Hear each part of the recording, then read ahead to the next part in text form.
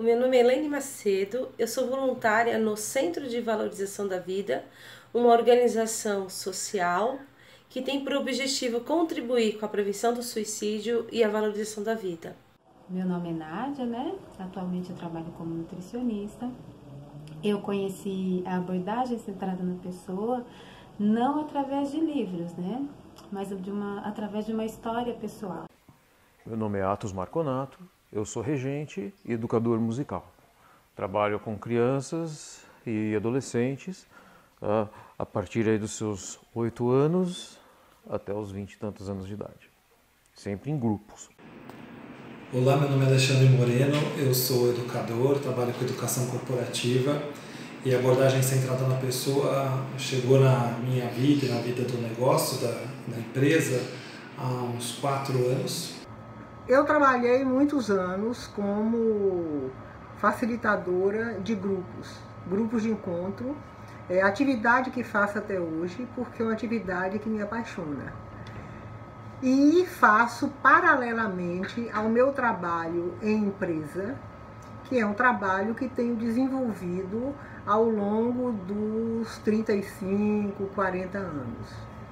Então, em empresa de grande porte, empresa de mais de 6.000 empregados, eu fui trabalhadora dessa empresa, atuando como analista de recursos humanos, como consultora interna, como gestora da área de desenvolvimento humano e organizacional e, ao mesmo tempo e paralelamente, coordenando e participando do Comitê de Proequidade de Gênero e Raça da empresa e da Comissão de Ética.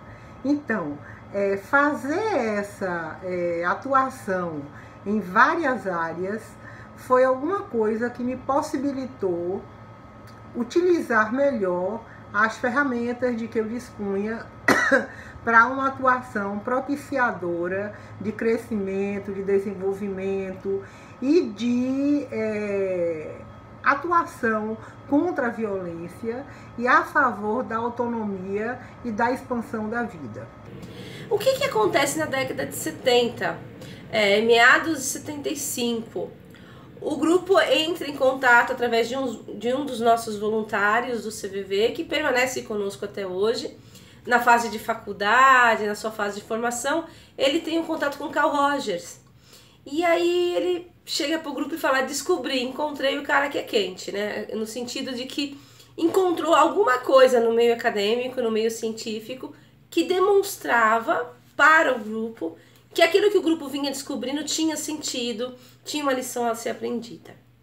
Então o grupo CVV começa a se aprofundar nos estudos de Carl Rogers e vai se maravilhando com o seu acervo, com todo o legado de Carl Rogers, ao perceber a sinergia entre aquilo que eles vinham experimentando e vivenciando como pessoas, como um grupo humanitário, e a postura humanista, e aprendendo a sair daquela parte do fazer pelo outro, do interferir, do assistencialismo, aquela fase de começar a perceber o empoderamento, a força que o outro tem, as suas potencialidades e capacidades. Então a coisa culmina neste encontro e o grupo começa a se aprofundar. Inclusive o grupo CVV teve interações com Carl Rogers, trocou ideias a respeito, começou a se amadurecer, teve uma proximidade com o próprio Rogers nessa época de grandes estudos e descoberta do CVV. Eu estava em um período muito difícil da minha vida e nem sabia que estava com depressão, né? E me sugeriram passar com uma psicóloga, né? Conheci a minha terapeuta e comecei a conversar com ela, tudo. Eu vi que a abordagem era diferente, né? E eu posso dizer que foi a única abordagem que para mim deu certo, porque eu já passei por outros tipos de abordagem, né? Eu falo que o momento da terapia, que aquela sala de terapia para mim foi muito importante, porque tinha um período que era o único lugar que eu tinha para eu ser eu mesma, que eu me sentia realmente acolhida, né? E esse sentimento de estar acolhida num período difícil, de ser compreendida, de não ser julgada, me marcou profundamente, assim como pessoa, né? E me marcou de tal forma que eu queria levar isso para o meu local de trabalho. À medida que a gente foi entendendo a abordagem, tudo aquilo que o Roger dizia, também foi nos fortalecendo como postura facilitadora. Eu acredito que para a gente facilitar um processo de aprendizagem, é fundamental que a gente entenda, pela abordagem, a gente entenda que o grupo e as pessoas que compõem o grupo, elas possuem um repertório, possuem história, possuem conhecimento, e isso tudo somado a um jeito do facilitador que permita que essas coisas aflorem numa sala de aula, faz com que o processo seja mais fluido, mais orgânico e que todos ganhem. Eu tenho que estar apto a entender o que vai funcionar melhor para cada um daqueles estudantes dentro de uma sala de 30, 50 alunos, ter uma atenção especial para cada um, o que é, claro que é muito difícil, mas a partir do momento que você consegue, com o tempo de convivência, você cria dentro de uma sala uma multiplicidade ali de formas, de talentos, de jeitos, né? No campo da educação e da aprendizagem, nós chamamos a abordagem de aprendizagem centrada no estudante, ou abordagem centrada no aprendiz. E tratamos de usar os conceitos da abordagem centrada na pessoa com o objetivo de facilitar o aprendizado daquele estudante, né? Não falamos tanto de ensinar, né? Porque você procura mais ajudar aquela pessoa a compreender como ela vai aprender do jeito dela. Você é um facilitador, é alguém que está ajudando aquela pessoa a abrir os seus próprios caminhos. Dentro desse conceito, você nem poderia dizer que você está orientando, porque você está, na verdade, ajudando a pessoa a se orientar com os recursos que ela tem, de modo que ela vai poder estar sempre bem orientada quando você não estiver por perto. E acredito que a abordagem talvez liberte o facilitador,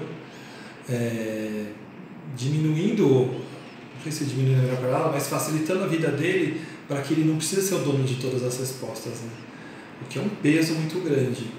Então, à medida que ele entende as posturas, sendo mais empático, sendo mais autêntico, aceitando o grupo e aceitando a si mesmo, eu acredito que a educação se dá de uma maneira mais fluida. E eu percebi que depois que eu comecei a tentar levar alguma coisa da abordagem para o meu consultório, as coisas mudaram muito com relação aos meus pacientes, né? Eles até estranham um profissional de nutrição não ficar toda vez cobrando. Por que você não perdeu peso? Por que você não come isso? Por que você não come aquilo, né? Além das condições colocadas por Rogers, que são a empatia, aceitação incondicional e congruência, que me parece que são as condições importantes numa organização que é bastante diferente do setting terapêutico, né, do setting da psicologia clínica. Eu acrescento também como fundamental para a atuação nas empresas a tolerância, a justiça, o respeito à alteridade e à solidariedade, para que nós possamos ter uma atuação profícua, uma atuação adequada. Então, considerando estas condições e alguns aspectos aos quais eu vou me referir posteriormente, o facilitador pode atuar tanto no atendimento a trabalhadores e grupos, a depender de qual é a sua formação. Me parece que o trabalho com grupos é muito importante, que possibilita que, ao ouvir o outro, o trabalhador se sinta referenciado, se sinta respaldado, se sinta, como que eu diria, se sinta confirmado nas suas experiências, nas suas vivências.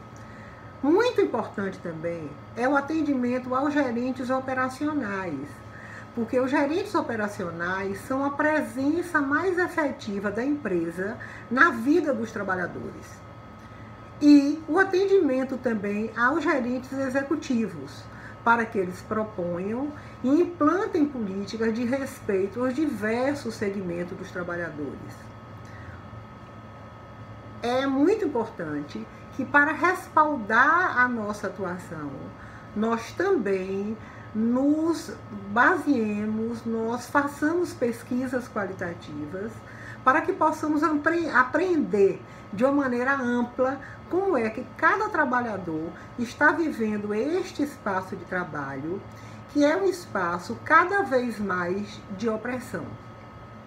Ao estar tanto com gerentes quanto com os trabalhadores que não têm cargos gerenciais, é muito importante que o facilitador possa ter uma postura de não julgamento, de não ter preconcepções, porque muitas vezes nós nos defrontamos com gerentes, com gestores que têm comportamentos antagônicos àquilo que se espera de um indivíduo com uma postura ética. Ao nos abrirmos para compreendê-los sem pré-julgamentos, nós estamos facilitando que eles possam compreender a sua própria experiência e possam descobrir caminhos para, a partir de sua própria experiência e de suas reflexões, ultrapassar aquelas posturas que são posturas que não contribuem para o desenvolvimento, o seu próprio desenvolvimento e para o desenvolvimento das pessoas. Então, falando dos pilares, né, dos princípios básicos, o CVV é uma proposta de vida que tem total sinergia com a ACP, e aí é uma releitura, uma forma de adaptar uma linguagem para o público independente da sua formação acadêmica, porque a proposta de vida do CVV tem por princípio o se relacionar com a pessoa pelo simples fato dela existir, independente da sua formação acadêmica, dos seus títulos, das suas posses, da sua conta bancária, do seu status. Pelo fato dela existir, há uma relação genuína com ela. Então você tem aí a compreensão, que é o compreender com a pessoa, o respeito, respeitar que a pessoa é o que ela é, a aceitação, que aí envolve a consideração positiva e incondicional, que é aceitar o outro como ele vem, como ele se apresenta, como ele está naquele momento, sem impor a ele um jeito certo de ser, agir, interagir com o mundo. E aí você tem também a questão da confiança nas potencialidades e capacidades. E nós vamos ao encontro da disponibilidade, que é um outro princípio essencial e super importante. O que seria essa disponibilidade? Disponibilidade de tempo, porque para eu estar interagir com o outro e manter uma relação, um encontro genuíno, eu preciso estar com tempo para isso. A disponibilidade interior, para dar de si, para calor humano, para interação com o outro, eu preciso estar aberta, eu preciso estar propícia a acolher e receber o outro como ele vem. A questão da disponibilidade para o próprio autoconhecimento, aprimoramento contínuo, o crescimento interior, porque para que eu possa contribuir com o processo de tornar-se pessoa, desenvolvimento, autoconhecimento e crescimento do outro, eu preciso também estar atuando em mim. E a quarta disponibilidade, que é o trabalho em contínuo desenvolvimento, ou seja, a disponibilidade para contribuir com o desenvolvimento da organização e do grupo. Tem a ver com o trabalho em grupo, com grupos de encontro, com essa construção coletiva, onde a gente não espera coisas prontas e definidas, e a gente vai construindo com o grupo. O que eu tenho encontrado na minha experiência é que depois de um tempo que aqueles estudantes estão se desenvolvendo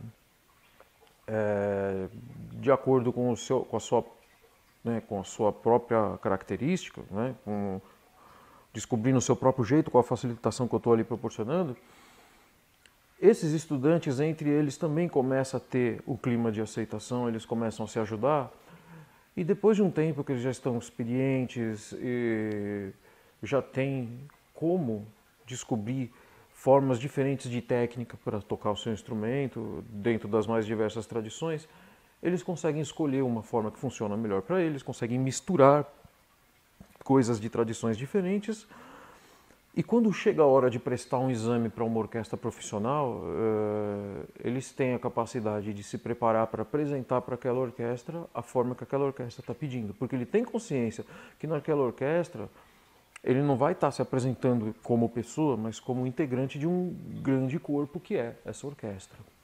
Hoje os meus pacientes não tragam somente as questões relacionadas ao quanto comeu ou não comeu, né? Eles trazem para mim a história, por que come, por que não come, por que engordou, por que emagreceu. E isso faz muita diferença, né? Fez com que eu criasse um laço muito íntimo com os meus pacientes, né? A gente consegue falar hoje nas consultas de nutrição, mas também ao mesmo tempo discutir por que come, qual é o sentido disso. Nós percebemos que a abordagem centrada na pessoa é um caminho riquíssimo para o desenvolvimento da sociedade, das pessoas e dos grupos, e a utilizamos também no desenvolvimento do próprio voluntário e dos nossos trabalhos em grupo. Então tudo no CVV é desenvolvido com a sabedoria coletiva, com o desenvolvimento das pessoas, com a sabedoria do coletivo. E para nós, este estar centrado no grupo significa estar centrado no ideal que nos torna grupo. E que ideal é esse? É o servir, é o estar com a sociedade, é estar com o outro, é o estar disponível, é o contribuir com a prevenção do suicídio. E é importante que nós, enquanto facilitadores, estejamos presentes para interferir nas políticas, que são políticas que possibilitam o atendimento das necessidades de um número maior de grupos dentro da empresa. Porque se nós deixarmos que isso aconteça apenas pela ótica ou pela necessidade dos grupos que têm mais poder, o trabalhador não será atendido. Então a nossa atuação me parece muito profícua quando nós podemos interferir na construção, na elaboração e na implantação de políticas, sejam políticas de gerenciamento de desempenho, políticas de capacitação, políticas de desenvolvimento de modo geral, políticas de saúde, normativos, porque a empresa ela prima por normatizar tudo. Então é importante que estes normativos, naquilo que se refere às pessoas, sejam normativos que não discriminem. Não discriminem por categoria profissional, não discriminem por cor, não discriminem por orientação sexual, não discrimine por origem de onde as pessoas vieram, não discrimine por razão alguma.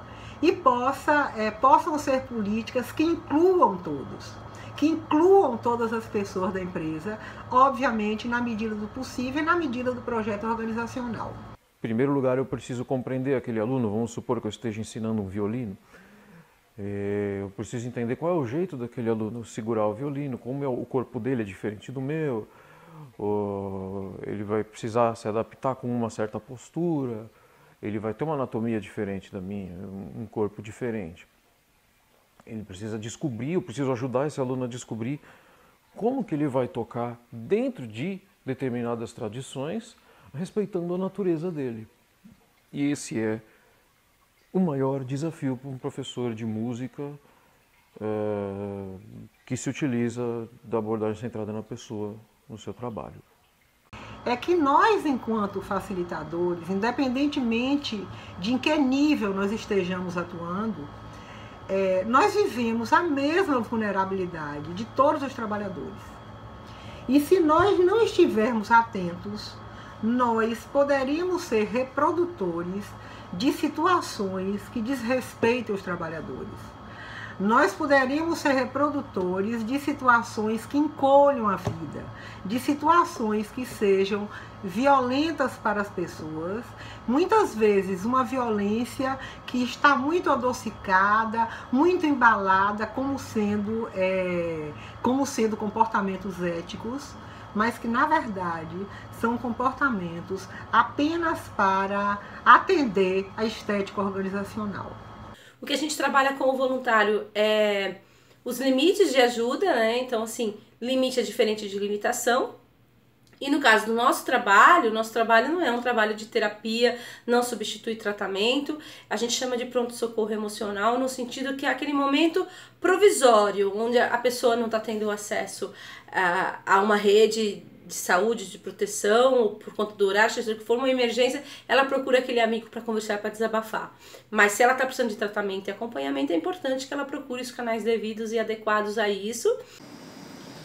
Outro aspecto da profissão que a gente entendeu aqui na empresa, que poderia ajudar o o facilitador como uma profissão, é o fato a gente criou aqui dentro uma formação de facilitadores pela abordagem centrada na pessoa, que eu acredito que seja inédito. Toda essa formação apoia aqueles que pretendem facilitar grupos na educação, trazendo como base teórica e jeito a abordagem centrada na pessoa. O Centro de Valorização da Vida, também conhecido como CVV, oferece à sociedade 24 horas por dia, de maneira ininterrupta, todos os dias do ano, um serviço de apoio emocional através do telefone 188, do qual a pessoa pode acessar de qualquer parte do país por telefone fixo ou telefone móvel.